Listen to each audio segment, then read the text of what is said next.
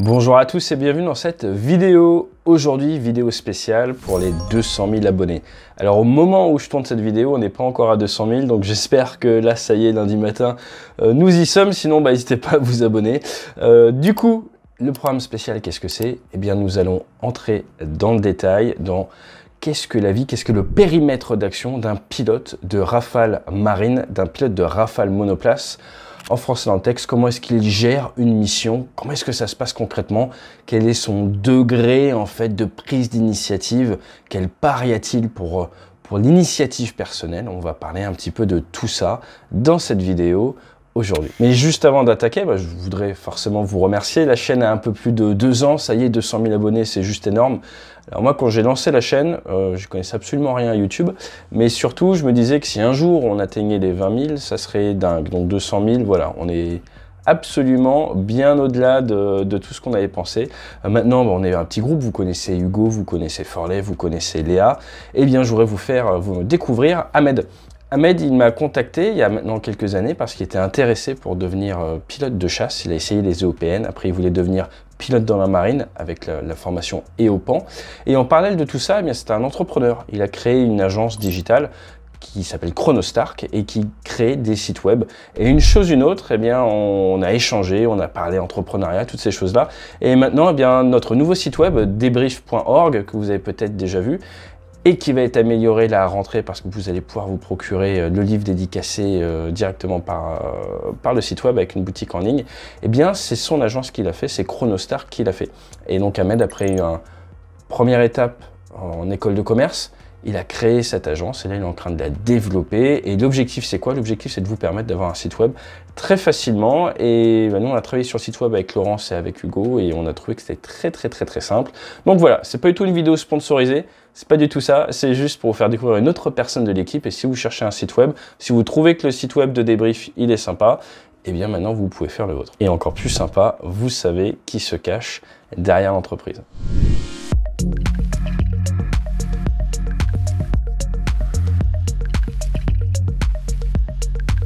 Alors, nous sommes sur le porte-avions Charles de Gaulle. Vous êtes chef de patrouille. Donc, un chef de patrouille, il peut avoir sous sa responsabilité 4 ou 6 avions. Un équipier opérationnel, il a le droit d'accompagner un chef de patrouille ou un sous-chef de patrouille. Un sous-chef de patrouille, il peut gérer un équipier opérationnel. Et donc, un chef de patrouille, il peut gérer 2 x 2. Donc, en gros, il est leader, il est numéro 1 de la patrouille. Il est accompagné par un équipier en tant que numéro 2. Son numéro 3 est un chef de patrouille ou un sous-chef de patrouille, et le numéro 4 est généralement un équipier. Donc là aujourd'hui, vous êtes le numéro 1 et vous êtes accompagné pour votre mission par 3 autres pilotes, 2 équipiers opérationnels et un sous-chef de patrouille.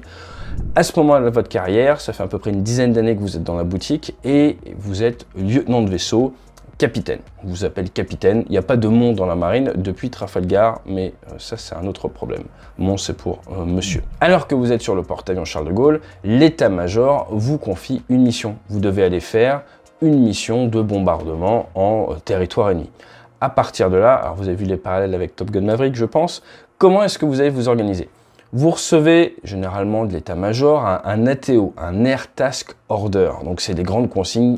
Quels avions, quelle patrouille doivent faire quoi, à quelle heure, de manière à ce que tout soit bien organisé au niveau macro. Et vous vous occupez de votre petite partie micro, et ça tombe bien aujourd'hui, c'est simple, on fera peut-être pour les 300 000 une mission complexe, mais vous avez vos 4 avions, vous avez une nounou c'est un avion ravitailleur qui va vous accompagner pour vous donner de l'allonge, pour vous transférer du pétrole en route vers la zone d'opération, et c'est tout. Pas de coordination avec des forces spéciales au sol, pas de coordination avec de l'OCIE. L'OCIE, ça va être des avions anti-aériens dont la mission c'est de faire ce qu'on appelle de la sweep, du balayage, de nettoyer l'espace aérien. Vous devez tout gérer tout seul, donc vous êtes vraiment dans le cœur d'action du Rafale Marine de la mission Omnirole. Vous allez devoir gérer la 3e dimension, pas d'adversaire dans les cieux en face de vous, et gérer des frappes au sol, tout seul avec vos 4 avions.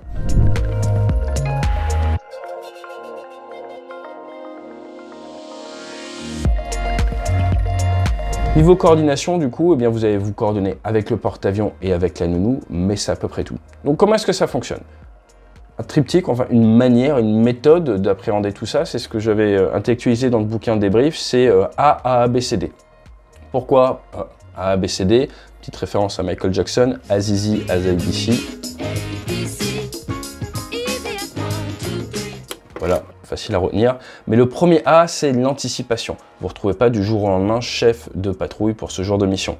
Donc, l'anticipation, c'est la formation au niveau de standard et ensuite le maintien de compétences dans des missions aéromaritimes, dans des missions RR, dans des missions d'attaque au sol, dans une capacité de gestion de projet également. Donc vous avez pendant 10 ans appris à fonctionner, à faire fonctionner votre avion, à réaliser ces missions et sans toute cette expérience, toute cette formation, tout en ce maintien de compétences, vous seriez absolument incapable de faire ce qu'on vient de vous tasquer de faire. Donc ça, c'est la première partie qui est absolument indispensable. Et vos équipiers, c'est pareil. Ils ont été montés en compétences. Vous avez d'ailleurs été vecteur dans cette montée en compétences parce qu'à chaque vol, le leader de patrouille mentor, forme ses équipiers, que ce soit temps de paix ou temps de guerre. On ne fait pas d'opposition, entraînement réel. On est en permanence en train d'essayer de créer de la valeur, en train d'essayer de devenir de meilleurs professionnels parce que c'est ce que la République française attend de nous.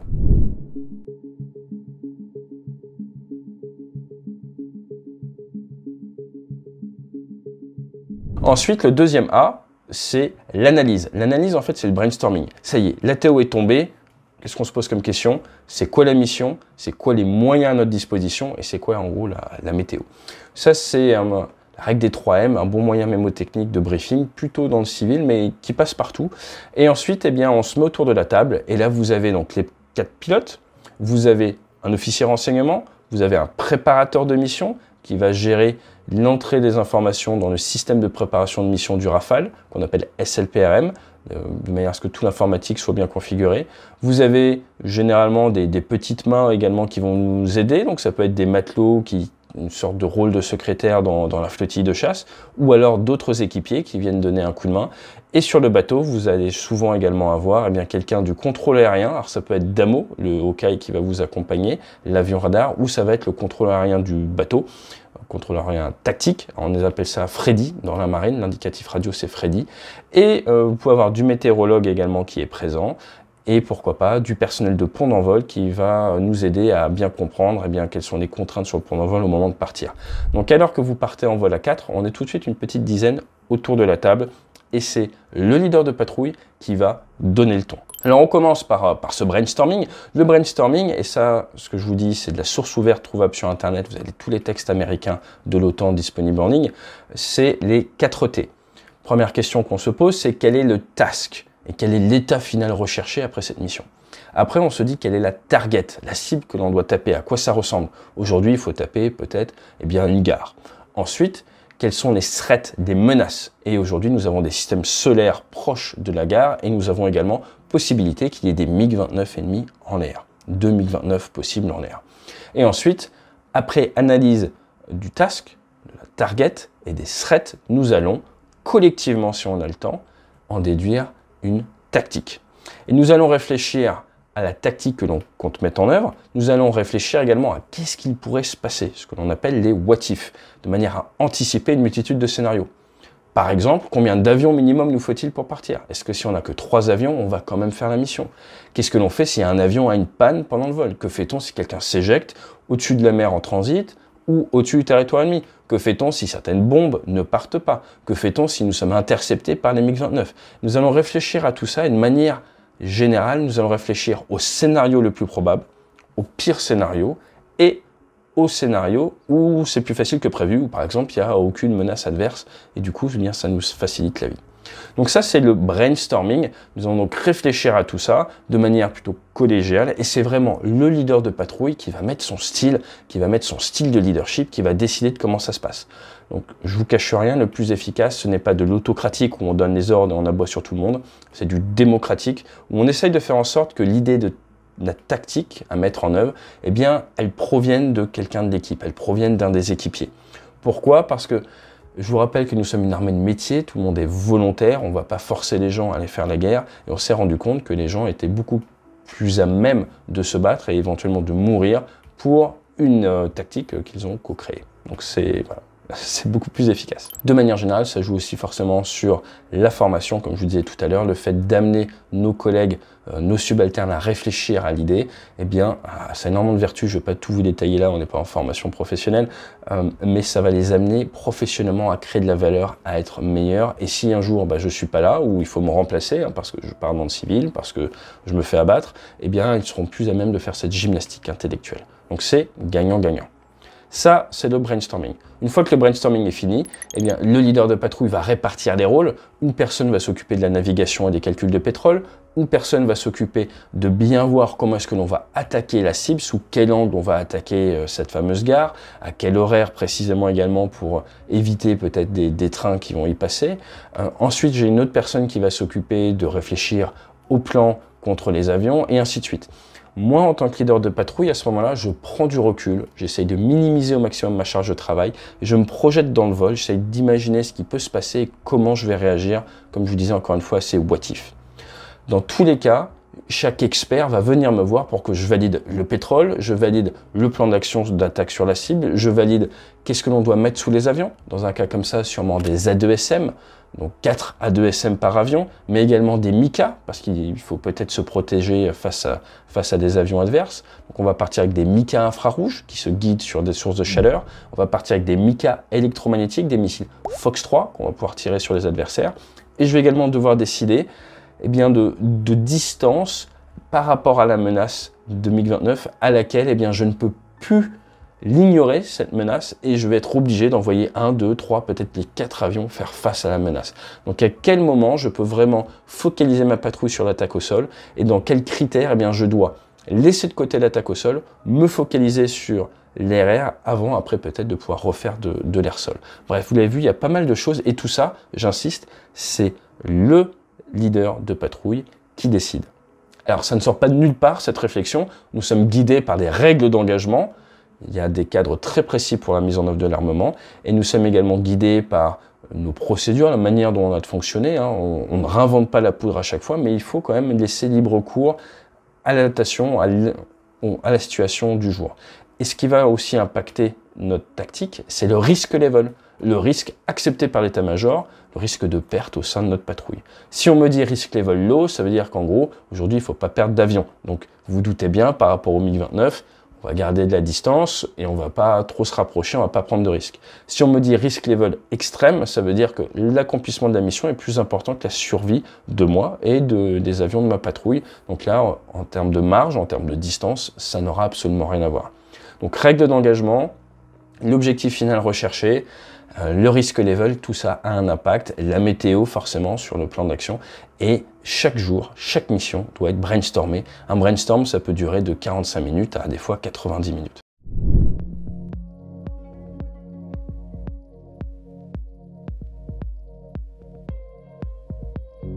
Le brainstorm terminé, la préparation comme je vous ai dit. Une fois que nous sommes à milieu de préparation, on se retrouve tous. Chaque expert prend la parole pendant une trentaine de secondes pour expliquer où il en est. Ça permet à tout le monde d'avoir ce qu'on appelle la situation awareness, une parfaite compréhension de l'idée globale, de l'idée générale de la mission et bien comprendre ce que font les autres, en parallèle ce sur quoi ils travaillent. Et après, on va se retrouver pour le briefing. Alors le briefing, il est leadé par le leader, forcément. Par moment, si c'est une grosse mission, je peux demander à un spécialiste d'intervenir, mais sur un vol de 4, c'est peu probable. Donc c'est moi qui aurais préparé en partie un grand tableau de briefing. Je vais m'appuyer sur un tableau où tout est écrit au stylo Velleda et on va parler du timing, des moyens à notre disposition, des indicatifs radio, Freddy, Keystone, ce genre de choses. Ensuite, nous allons regarder comment nous allons nous rendre vers la zone de combat, donc comment nous allons être catapultés, comment nous allons retrouver s'il fait jour, s'il fait nuit, s'il y a des nuages, tout ça, dans quelle formation nous allons nous rendre vers la zone. Nous allons réfléchir au what if temps de paix, donc pendant tout ce transit, qu'est-ce qu'on fait si un avion a une panne, jusqu'à quelle heure on peut décoller, si un avion a une panne mais peut nous rejoindre plus tard, jusqu'à quelle heure il faut qu'il y aille, est-ce que c'est possible pour le porte-avions ou pas, bref, nous allons réfléchir à tout ça. Et après, on va faire un gros bloc de réflexion autour de l'attaque au sol, et encore une fois, qui doit taper quoi, comment, et comment ça marche si un avion n'est pas là. Et ensuite, autour de la défense aérienne, si les MiG-29 arrivent, à quel moment on y va, on commit, comme on dit, quelle stratégie, quelle tactique on met en place face à eux, et ainsi de suite. Est-ce qu'on garde des missiles pour le retour? Est-ce qu'on tire tous les missiles? Toutes ces choses-là. Et tous les cas non conformes, on va en parler également. Une fois qu'on a terminé toute cette partie-là, on repart de la sécurité. Comment est-ce qu'on va gérer une panne au sein de la patrouille? Comment on va gérer une panne radio? Comment on va gérer une panne catastrophique dans nos avions? Une éjection, ce qu'on appelle le CSAR, Combat Search and Rescue, si on doit s'éjecter en territoire ennemi, quelles sont les procédures, ces choses-là. Une fois que tout ça c'est fini, ça dure 30 à 45 minutes, on va prendre un tout petit peu de recul, et en tant que leader de patrouille, je vais dire « wingman job ». Aujourd'hui, ce que j'attends de vous les gars, et c'est 3 choses, donc généralement je dis première chose, deuxième chose, troisième chose. Alors ça pourrait être me rentrez pas dedans pendant les phases de patrouille serrée, ça peut paraître bête, mais si j'ai un jeune équipier, je lui rappelle que notre survie, le fait qu'on se rentre pas dedans par accident, c'est indispensable à l'accomplissement de la mission. Ensuite, je vais insister sur peut-être les checklists pour tirer l'armement, si j'ai un équipier qui a jamais tiré d'armement. Et le troisième point, par rapport au MiG-29, eh bien, je vais peut-être leur rappeler qu'il ne faut pas s'énerver ou 2-3 petits conseils, des choses comme ça. Alors, je vous en dis pas trop, hein, vous avez bien compris pourquoi.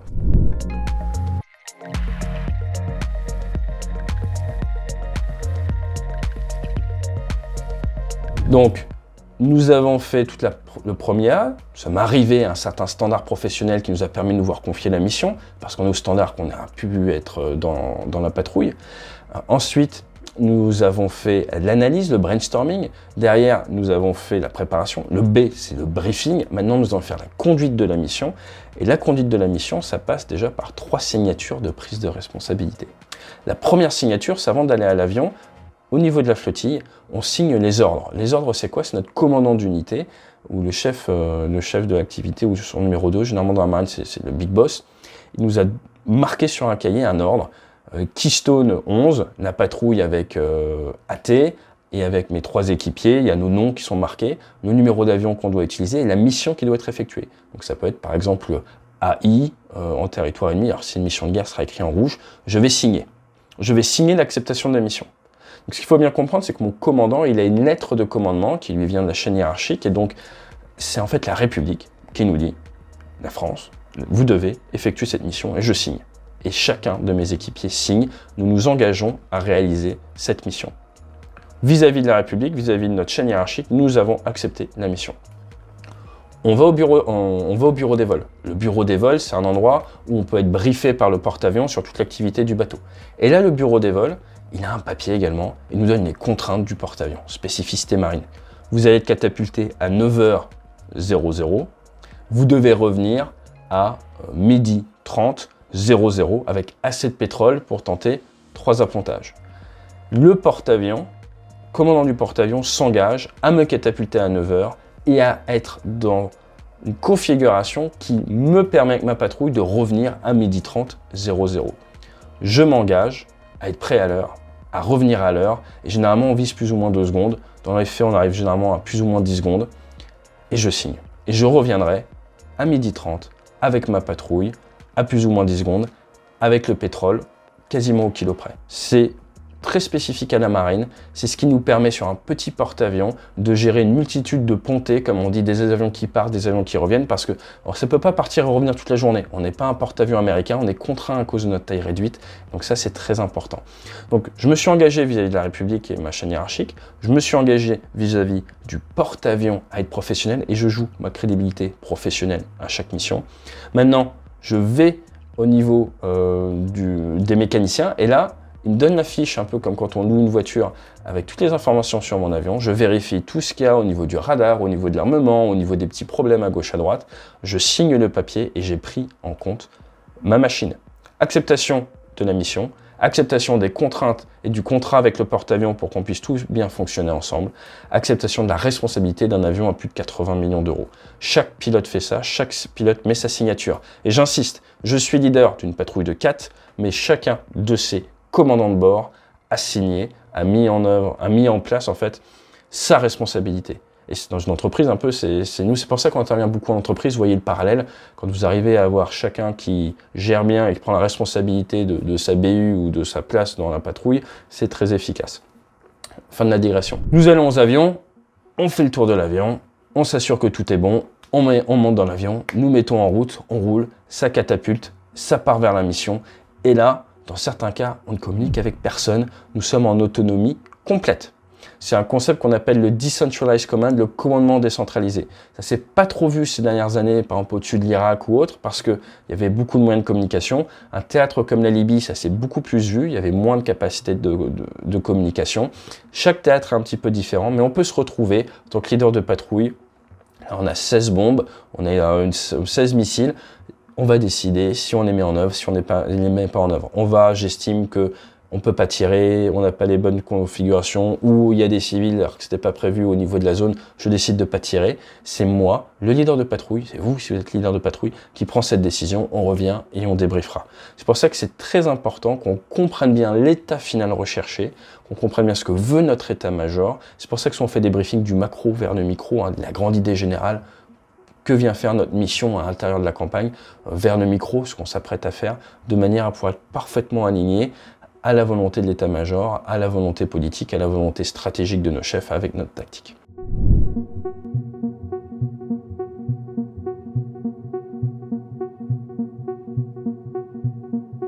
Donc ça, c'est très important. Contrairement à une certaine vision des fois des pilotes de chasse, alors c'est un peu une doctrine soviétique à une époque où le pilote il décolle et il fait exactement tout ce que lui dit le contrôleur aérien et il est là pour appuyer sur des boutons.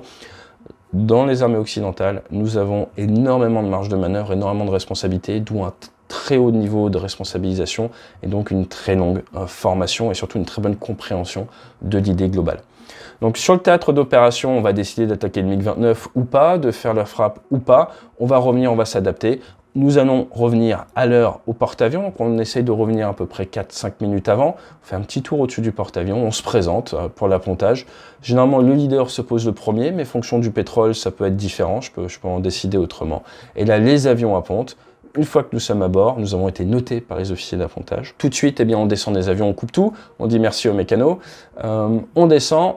En tant que leader de patrouille, je vais faire tout de suite un débriefing à chaud avec la chaîne hiérarchique pour leur dire réussite de la mission, oui, non, pourcentage de réussite de la mission, problématique ou pas. Comme ça, s'il y a besoin de renvoyer des avions, ils le savent de suite. Ensuite, je vais me changer. On a rempli tous les papiers au niveau de l'avion. On a dit s'il marchait bien ou pas. Ça permet aux mécaniciens eh bien, de lancer la remise en œuvre des aéronefs. Et à ce moment-là, eh bien, on se retrouve en salle d'alerte. Et là, nous allons débriefer la mission. Parce que comme je vous le disais, non seulement il faut se recréer tout ce qui s'est passé, mais il faut apprendre de ce qui s'est passé. Et chaque mission est un moyen pour progresser professionnellement. Donc nous allons débriefer la mission collectivement.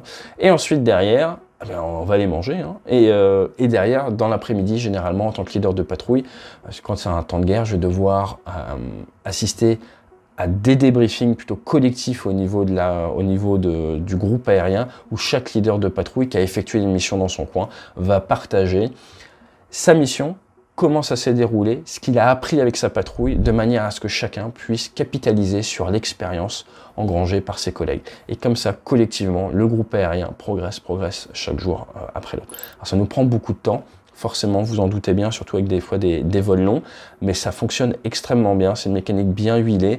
Et en parallèle de tout ça, là on a vraiment parlé du côté pilote, il faut savoir qu'en tant qu'officier de marine, en tant que pilote dans la marine, vous êtes militaire, vous êtes marin, vous êtes officier et seulement après vous êtes pilote. Donc en parallèle de tout ça, on a des fonctions managériales dans nos unités. Et une fois qu'on a fini notre mission de guerre, notre mission d'entraînement, qu'on a fini cette partie de formation, transmission, un peu de compétences également à nos jeunes équipiers, on change de casquette et on attaque notre formation de manager, notre journée de manager si je peux dire. Moi je gérais l'activité dans les unités, on a tous des fonctions différentes et donc la journée n'est pas terminée pour autant.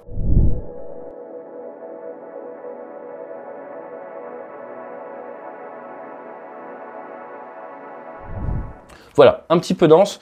J'espère que ça vous a plu. Donc c'est le A, B, C, D. A pour tout ce qui est l'anticipation, on met notre personnel à un niveau de standard et on le maintient à ce niveau de standard par la formation continue et par ces débriefings réguliers. Ensuite, chaque mission est brainstormée et analysée, on y réfléchit, on déduit une tactique au vu de la météo, au vu de la situation tactique, au vu du risk level. Derrière, ça prépare, ensuite ça brief, c'est là où le leader il donne vraiment le ton final, le dernier moment où on peut se voir, où on peut vraiment communiquer. Une fois que la mission est briefée, On finit par voilà, un petit wingman job de manière à ce que ça soit simple pour tout le monde parce que c'était très lourd, surtout pour ceux dont c'est la première mission de guerre. Ensuite, on va faire la mission, on conduit la mission avec cette notion de commandement décentralisé. Ça peut nous arriver de prendre toutes les décisions par nous-mêmes au-dessus du terrain, d'où l'importance de bien comprendre ce qu'on attend de nous. Et ensuite, derrière, on revient, on débriefe rapidement, on rend compte à la chaîne hiérarchique. Un premier devoir du militaire, c'est rendre compte, voilà comment ça s'est passé, tout le monde peut se réorganiser. Et ensuite, en interne, on va débriefer de manière à en tirer la substantifique moelle, à essayer d'être de meilleurs professionnels, toujours alignés à cette création de valeur au quotidien. Et ensuite, on va débriefer de manière plus macro entre responsables de patrouille, entre chefs de projet, de manière à pouvoir apprendre des erreurs des autres, à pouvoir apprendre des lessons learned des autres, tout simplement parce que dans l'aviation, on ne vit pas assez longtemps pour faire toutes les erreurs nous-mêmes. De manière générale, ne pensez pas qu'on n'a pas droit à l'erreur. Nous avons le droit à l'erreur dans l'aéronautique, nous n'avons pas le droit à l'échec. J'espère que cette vidéo vous a plu. Encore merci pour les 200 000 abonnés, c'est juste génial. Merci à vous, ça nous permet de grossir, ça nous permet de montrer à YouTube que notre contenu plaît et ça nous permet de gagner en visibilité, ce qui nous permet après de faire des reportages de plus en plus intéressants. À très bientôt, n'hésitez pas à nous contacter, à faire un petit tour sur le site web Débrief ou à nous contacter si vous avez du team building, du sales kick-off, de la conférence à la rentrée. Là, vous avez un petit aperçu un peu de ce qu'on fait, mais en conférence ou en workshop, en formation avec des simulateurs de vol, on fait des trucs assez sympas. Bref, c'est tout sur le site web, je vous en dis pas plus. Rendez-vous pour la prochaine vidéo. En ce moment, c'est tous les lundis notre grosse vidéo et nous avons des nouveaux formats pour la rentrée autour de combats aériens, autour d'accidents avec des parallèles sur les facteurs humains. Et puis forcément aussi des au-delà du cockpit qui vont revenir tous les mois avec un petit retour sur l'actualité du mois. Encore merci à tous, on est là grâce à vous, donc un grand merci à vous et fly safe.